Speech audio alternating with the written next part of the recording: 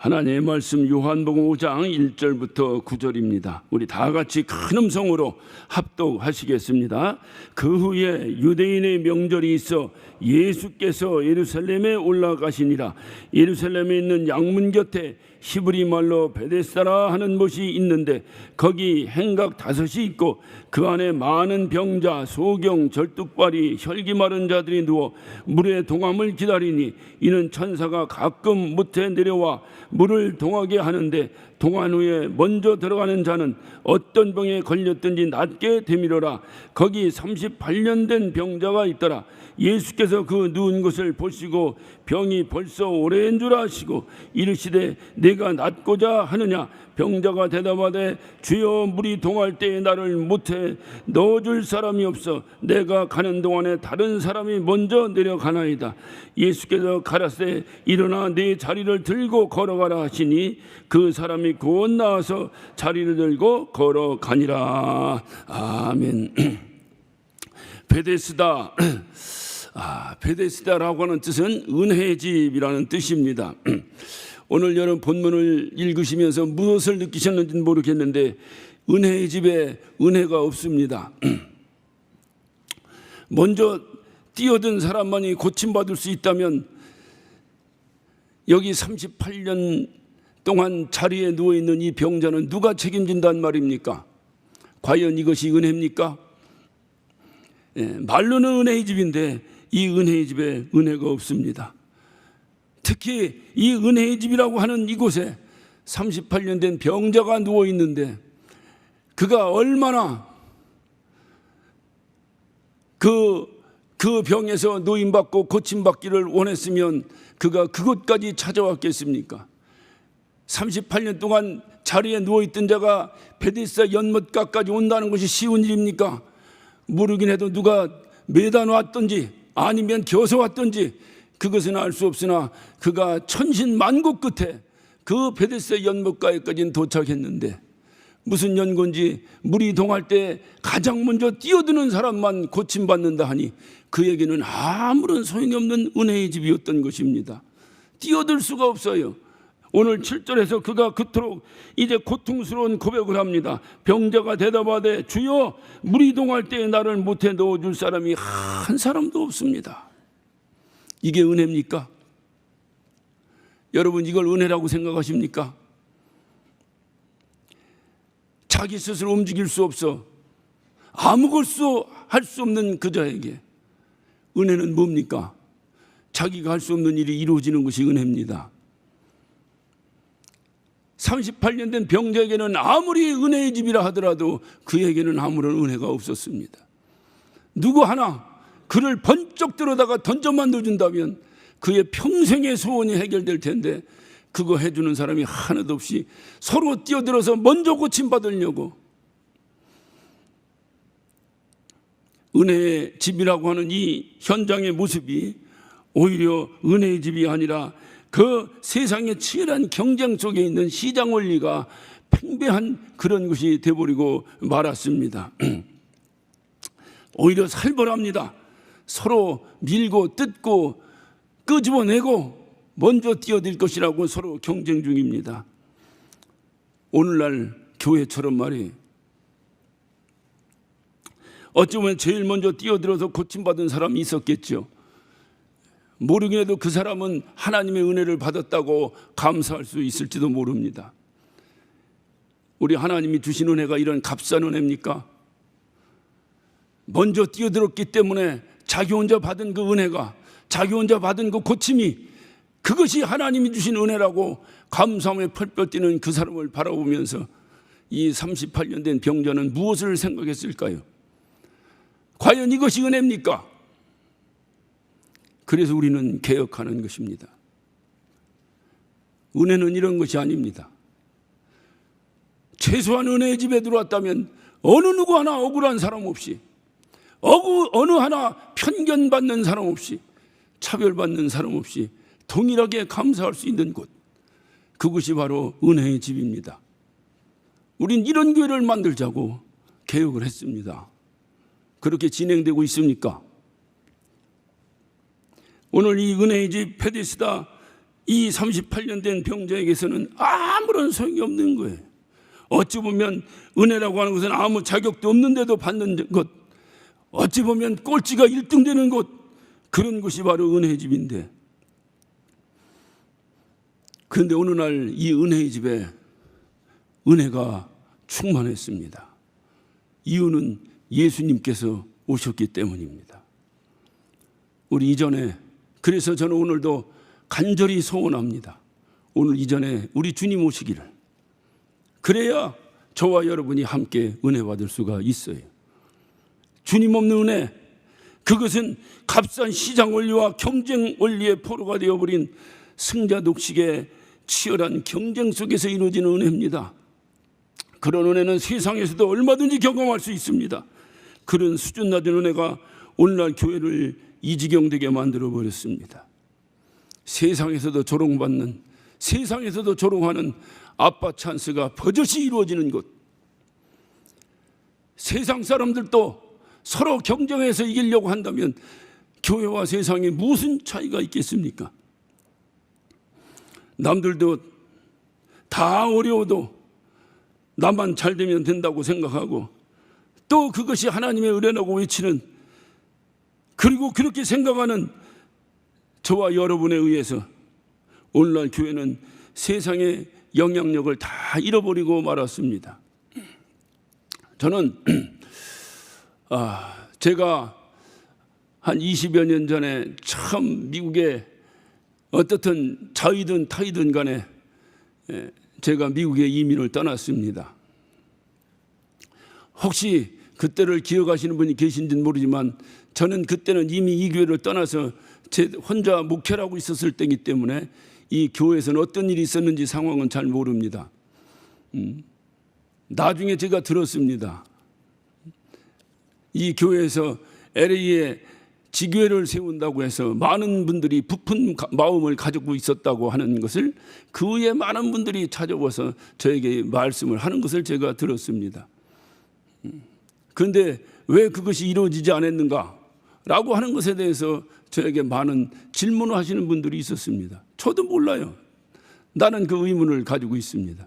제가 드리고 싶은 말씀은, 제가 LA에 도착을 해서 몇 달 지나지 않았습니다. 동서남북도 모르고 누구 하나 도와주는 사람 없고 어디서 생기는 돈도 없고 혼자 박박 쥐고 지낼 때였습니다.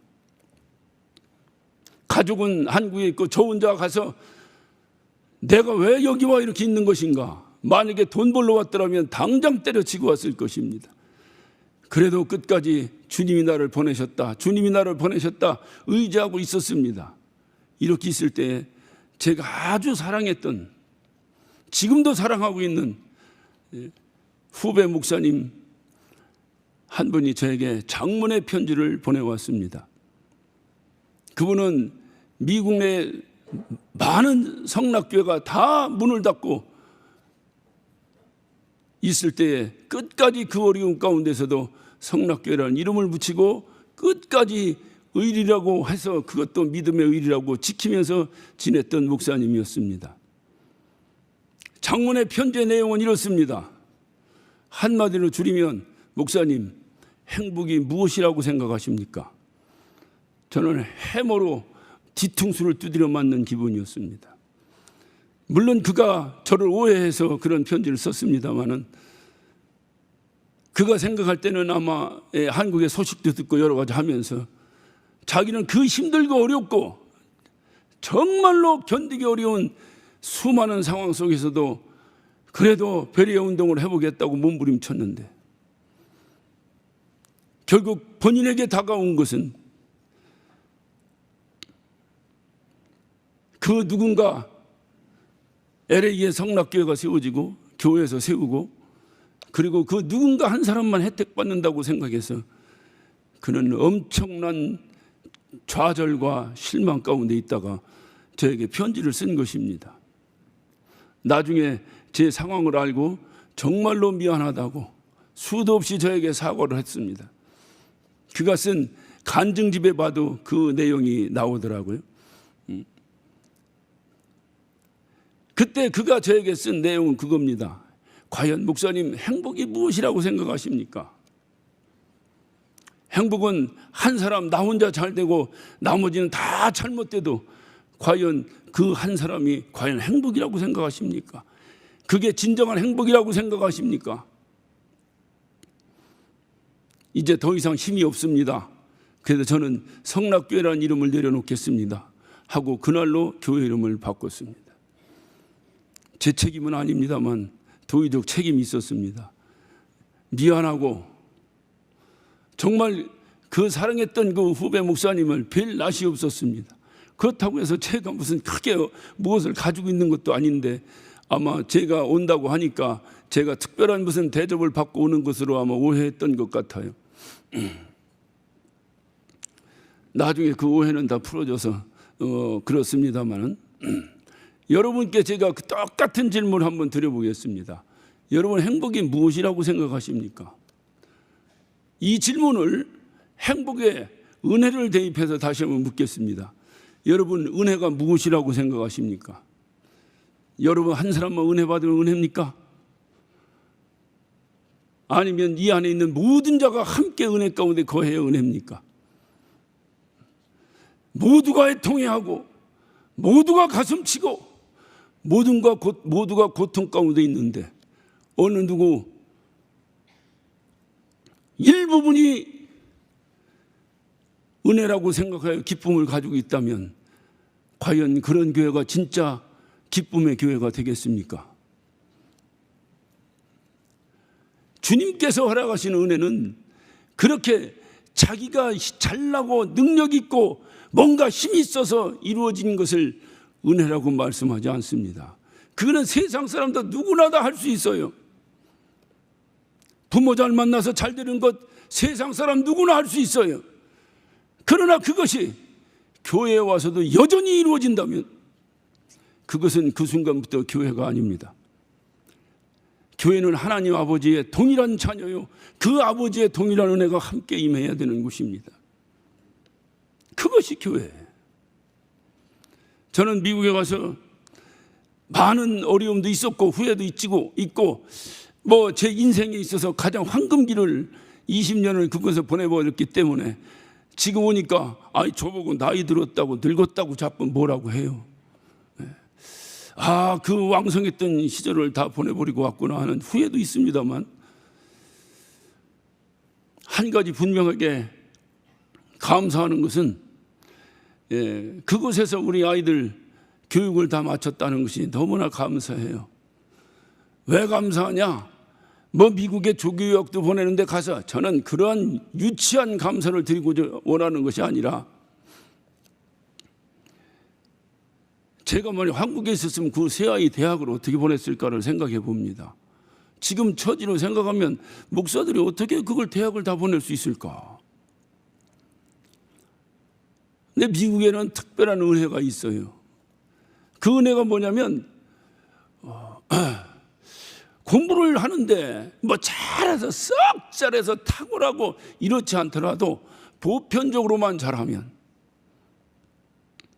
대략 B학점 이상만 되면 그런데도 불구하고 가정이 가난해서 입학금을 댈 수 없어 학교를 다닐 수 없다면 나라에서 돈을 줍니다. 그냥 줍니다. 그랜트예요. 갚지 않아도 되는 돈입니다. 또 나머지 부분은 그 학교에서 줍니다.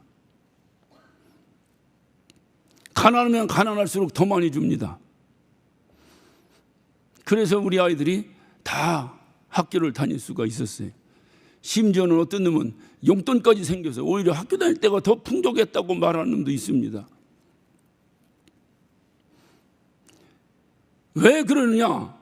여러분 공부는 잘해서 학교는 가고 싶은데 집이 가난합니다. 집이 가난한 것은 그 아이들 잘못이 아니에요. 부모 잘못입니다. 부모 잘못 만나서 자기가 공부 잘하고 하고 싶은데 그 일을 못하는 거예요. 돈이 없어서. 그러면 이 아이들이 잠정적 무엇이 되겠습니까? 그들은 잠정적 사회의 불안 요소가 될 것입니다. 불만 요소가 될 것입니다. 이런 자들의 팽배한 나라가 과연 세계 인류 국가를 이룰 수 있겠습니까? 그래서 투자하는 거예요. 뭐 이래도 저래도 공부가 안 돼서 대학을 다닐 만한 학력적 수준이 안 돼서 못 가는 건 어쩔 수 없어도 다닐 수만 있다면 다니게 하는 것입니다. 내가 공부 잘하고 우리 집이 돈이 많아서 그래서 등록금 다 내고 학교를 다닙니다. 그런 아이와, 그래서 인류대학을 나온 아이와, 나는 좀 하는데 집이 가난해서 다닐 수가 없는 형편이에요. 그런데 학교에서, 나라에서 돈을 주어서 학교를 다녔습니다. 누가 더 은혜 받은 자일까요? 그래서 그 아이들이 졸업한 이후에 돈을 벌기 시작하면 자기 모교에다가 도네이션을 하기 시작합니다. 그렇게 해서 기부된 돈이 대학마다 천문학적인 돈을 가지고 있어요. 그러니까 그 돈 가지고 또 그 다음에 또 계속해서 선순환의 바퀴를 돌릴 수가 있는 것입니다. 이것이 기독교 문화로 세워진 나라, 바로 이것이 주님 성경 문화가 이루어진 학교입니다. 그러니까 항상 자기 모교에 대한 자부심과 고마움을 가지고 있는 거예요. 그런데 만약에 자기는 공부 잘하는데 자기보다 공부도 못하는 애가 돈 있다고 학교 들어가고 자기는 공부 잘하는데 돈 없어서 학교를 못 다녔다면 그 아이의 마음속에 무엇이 응어리져 있겠습니까? 제가 왜 이 말씀을 드릴까요? 교회에서도 힘없어서, 교회에서도 힘의 논리가 여전히 팽배하고, 그래서 힘없어서 여전히 울고 앉아있는 자가 있다면 그 자가 과연 교회를 향해서, 하나님을 향해서 무엇을 생각하고 있을까요? 에이, 교회가 더 더럽네. 과연 그런 것을 은혜의 집이라고 말할 수 있겠습니까? 그래서 저는 이전에 주님이 계시기를 원해요. 주님이 없는 값싼 은혜, 그것은 세상에서도 얼마든지 경험할 수 있는 은혜입니다. 본인만 고침받았으니까 본인은 하나님의 은혜라고 외치겠지요. 그러나 그 나머지 사람들은 과연 뭐란 말입니까?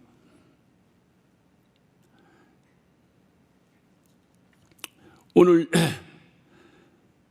누구 하나 소외당하는 자가 없이 모두가 기뻐하고 모두가 행복할 수 있는 교회, 억울한 사람 하나 없고 원통이 하는 사람이 하나 없는 모두가 기뻐할 수 있는 교회, 과연 이런 교회는 도저히 이루어질 수 없단 말입니까?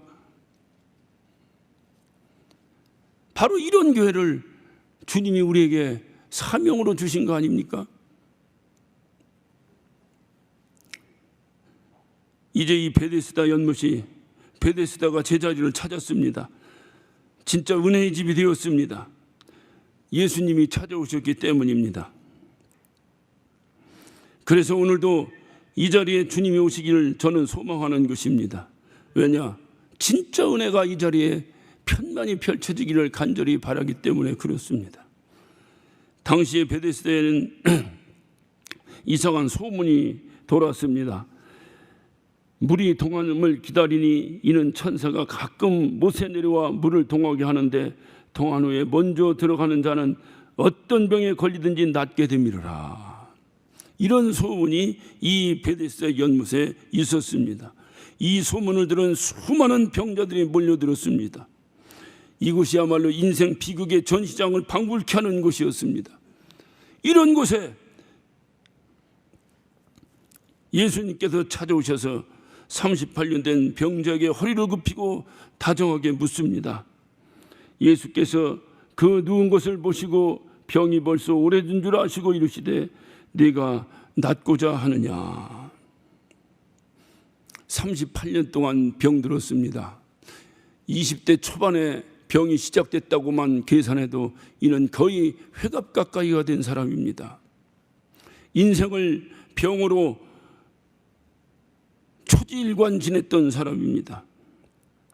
아무도 찾아와 주는 사람 없고 말 걸어주는 사람 없고 관심 가져주는 사람 없고, 오늘날 교회에도 그렇게 소외된 자가 있습니다. 아무도 관심 가져주지 않고 대등하게 경쟁은 할 수 없고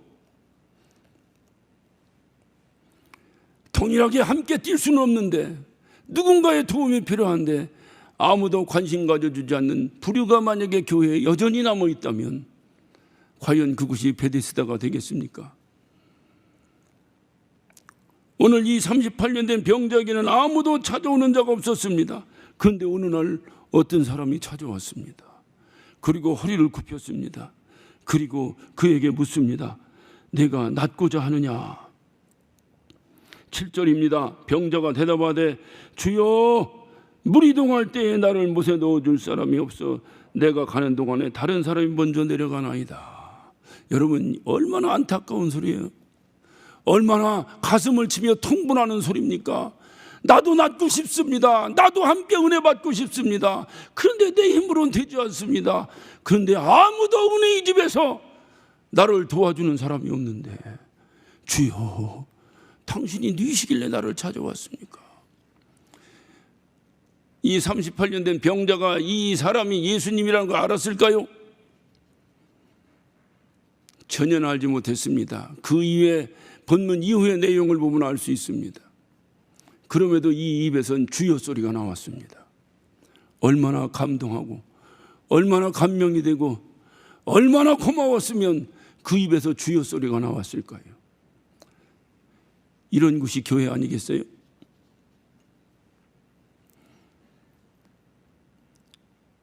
서로 손가락질이나 하고 서로 비웃고 서로 욕하고 서로 경쟁하고 그래서 나만 해결받으면 되는 그러한 시장 논리가 여전히 팽배한 그런 것이 아니라 주여, 당신이 누이신데 나를 찾아오셔서 나에게 말을 붙이십니까? 이가 자리에서 일어난 것이 은혜가 아니라 38년 동안 아무도 말을 걸어주지 않는 그에게 찾아와 관심 가져주셨다는 이 사실이 이에게는 감당할 수 없는 은혜였습니다. 은혜.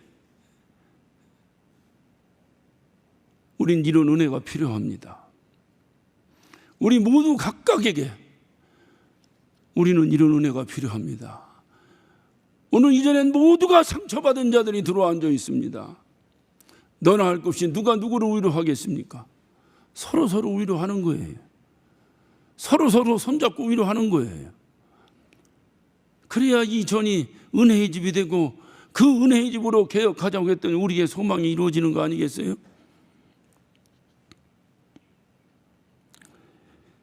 즉시 주님께서 그에게 명령하십니다. 8절입니다. 예수께서 가라사대 일어나 네 자리를 들고 걸어가라.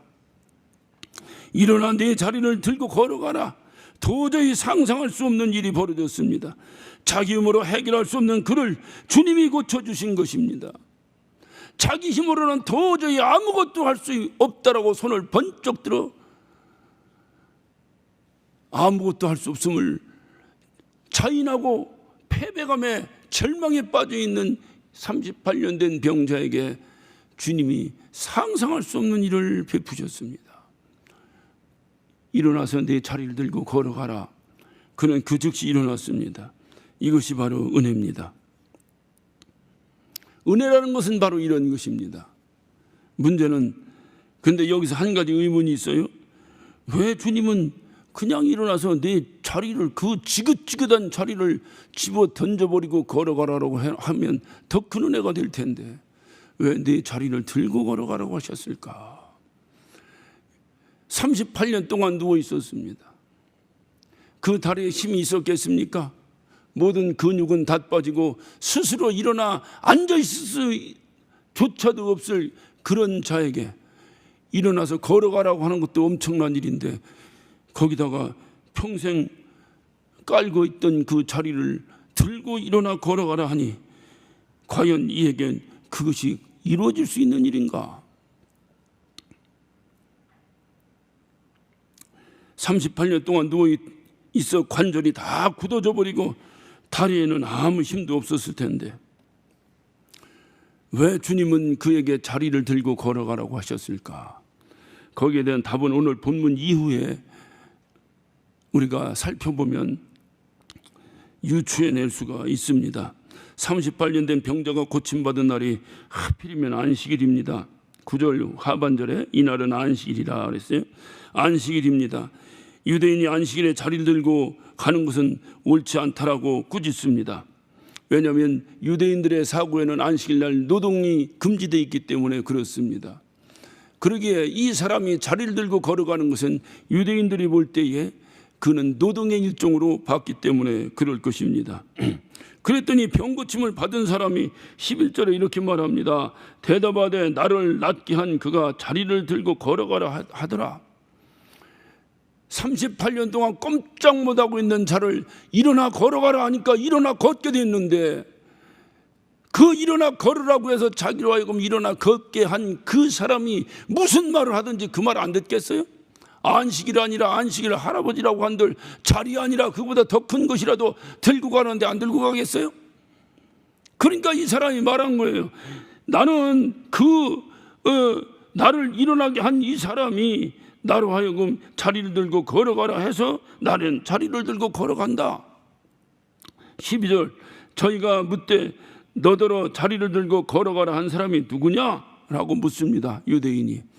이때 엄청난 문제가 생겼습니다. 13절입니다. 고침받은 사람이 그가 누구신지 알지 못했다. 물론 성경에는 이는 거기 사람이 많음으로 예수께서 이미 피하셨습니다. 예수님이 고쳐주고 바로 피하셨기 때문에 누군지 확인할 수 없었다라는 뜻도 됩니다. 충분히 이해는 됩니다. 그러나 여러분 38년 동안 자리에서 누워서 꼼짝 못했던 자에게, 그 자에게 엄청난 은혜를 베푼 그 사람을 누군지 모른다고 하는 것을 여러분이 이해할 수 있겠습니까? 누군지 모른다는 거예요. 고침받은 사람이 그가 누군지 알지 못한다. 그랬더니 그 이후에 14절 그 후에 얼마의 시간이 흘렀는지는 모릅니다.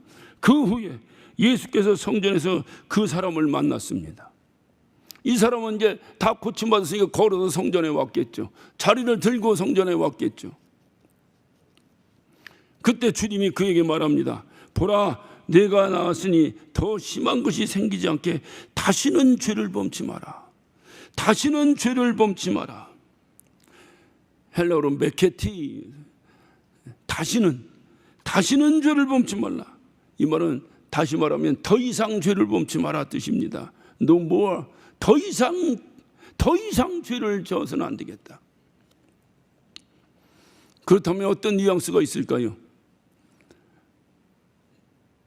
지금도 여전히 죄를 짓고 있다는 얘기예요. 너 더 이상 죄 지면 안 된다. 너 더 이상 죄 지면 이전보다 더 나빠질 것이다 라고 주님이 경고합니다. 이 사람이 지금도 38년 된 병자가 자리에서 버떡 일어나서 걸으면서 은혜 충만히 받았다고 팔팔 뛰면서도 여전히 짓고 있는 죄가 무엇일까요? 거기에 대한 답은 15절에 나옵니다.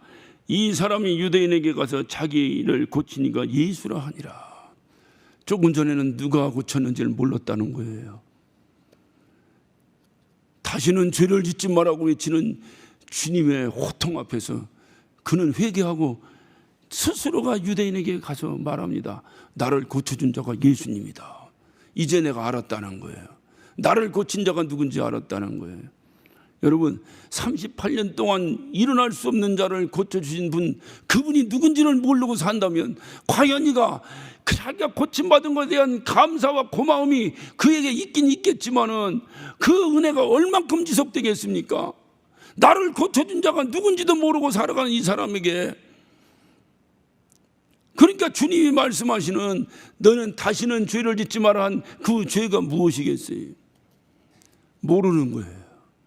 자기를 고쳐준 자가 누군지를 모르는 것이 이에게 죄입니다. 여러분 이 사실은 굉장히 요한복음에서는 중요합니다.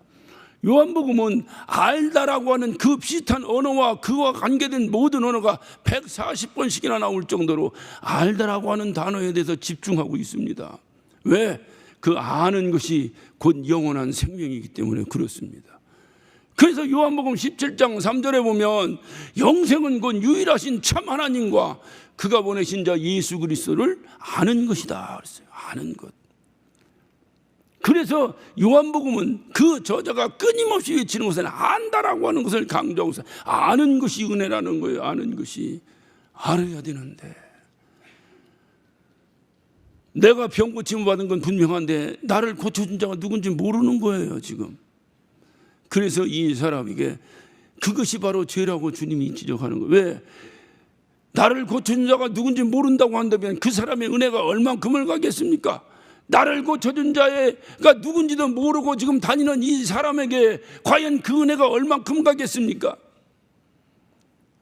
그렇다고 한다면 주님께서 왜 이 사람에게 내 자리를 짊어지고 걸어가라고 하셨을까요? 그것은 한 가지 이유가 있습니다. 지긋지긋하게 38년 동안 너를 올감했던 그것, 내가 누워서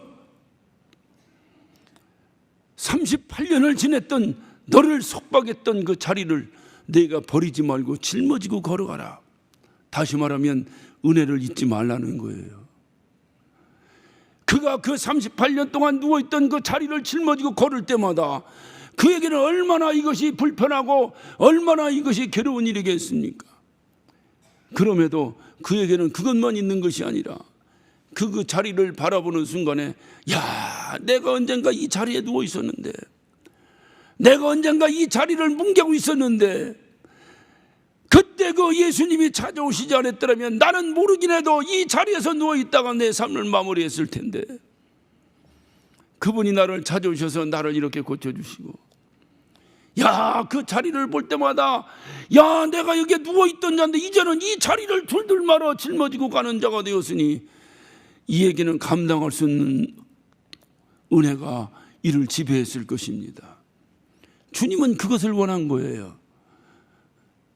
내 자리를 들고 걸어가라. 시원하게 말씀하실 것 같으면 차라리 그 지긋지긋한 자리 다 불태워버리고 그리고 홀가분하게 걸어가라면 참으로 좋았을 텐데,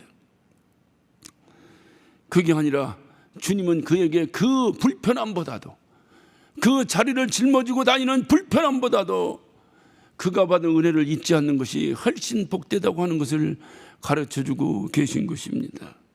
자리를 들고 일어나라. 그 자리는 누가 뭐래도 38년 된 병자에게는 아주 지긋지긋하고 버리고 싶은 것이었을지도 모릅니다.